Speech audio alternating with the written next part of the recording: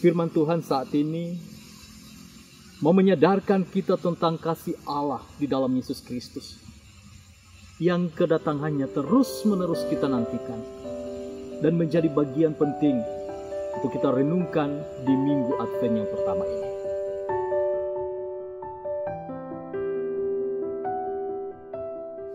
Shalom dan salam sehat. Selamat berjumpa lewat Renungan Mingguan Gereja Toraja, edisi 29 November 2020, dengan tema Pemulihan Allah atas umatnya. Setiap orang tentu tidak menginginkan untuk selalu berada dalam situasi yang sulit dan memprihatinkan.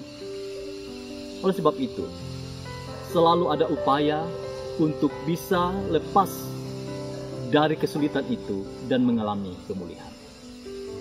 Misalnya saja, ketika ada orang yang sakit, sangat merindukan untuk bisa dipulihkan dan menjadi sehat kembali.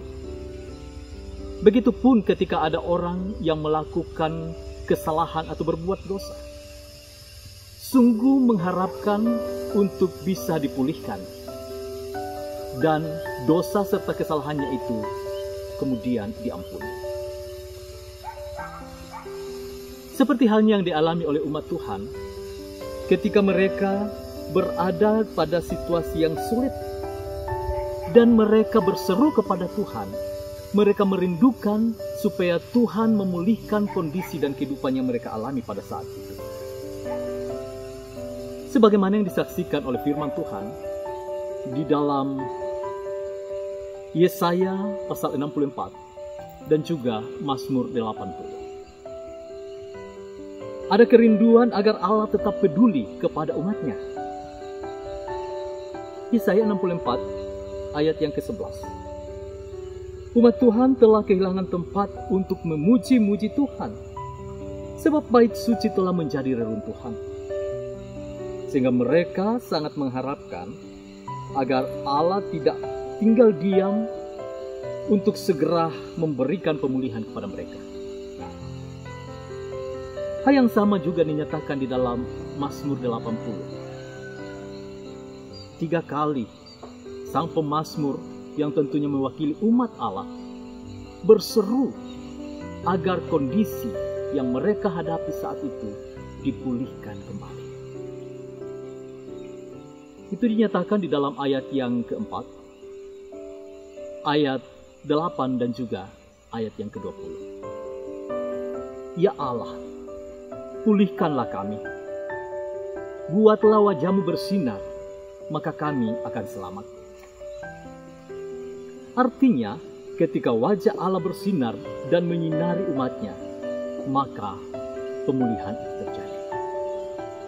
Lalu bagaimana dengan kita? Bagaimana dengan saudara dan saya, yang juga adalah umat Allah? Kita mengalami pemulihan sebab Allah menganugerahkan keselamatan yang membebaskan kita. Keselamatan yang melindungi dan memelihara kehidupan saudara dan saya. Dan semuanya itu dinyatakan oleh Allah di dalam Yesus Kristus sebagai jaminan keselamatan bagi kita.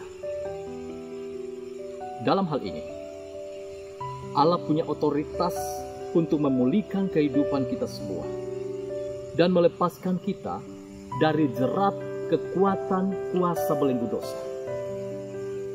Sehingga dalam keyakinan kita sebagai orang yang percaya bahwa sesulit apapun kondisi yang sedang kita hadapi, kita harus selalu mengandalkan Tuhan. Kita harus selalu setia menantikan kedatangan Tuhan Yesus Kristus untuk datang kembali. Sebab Dia akan datang sebagai Raja dan Hakim. Di saat ini, ketika kita masih bergumul karena pandemi COVID-19, mestinya menjadi kesempatan bagi kita untuk semakin mengandalkan Tuhan dan yakin bahwa Dia dapat memulihkan keadaan ini. Artinya bahwa jangan sampai kita kehilangan pengharapan kepadanya. firman Tuhan saat ini mau menyadarkan kita tentang kasih Allah di dalam Yesus Kristus, yang kedatangannya terus-menerus kita nantikan dan menjadi bagian penting untuk kita renungkan di Minggu Advent yang pertama ini. Dan semuanya itu dapat terwujud ketika kita dituntun oleh kekuatan dan hikmat kuasa Roh Kudus. Sebab kepastian kedatangan Yesus Kristus sebagai Mesias akan menjadikan saudara dan saya untuk sanggup melihat masa depan dalam kendali dan pemulihan Allah sendiri atas umatnya. Dan kita dapat menikmati kasih karunia dan damai sejahtera-Nya. Sebab itu, Tuhan memberkati engkau dan melindungi engkau. Tuhan menyinari engkau dengan wajah-Nya dan memberi engkau kasih karunia. Tuhan menghadapkan wajah-Nya kepadamu dan memberi engkau damai sejahtera. Amin. Terima kasih. Tuhan Yesus memberkati.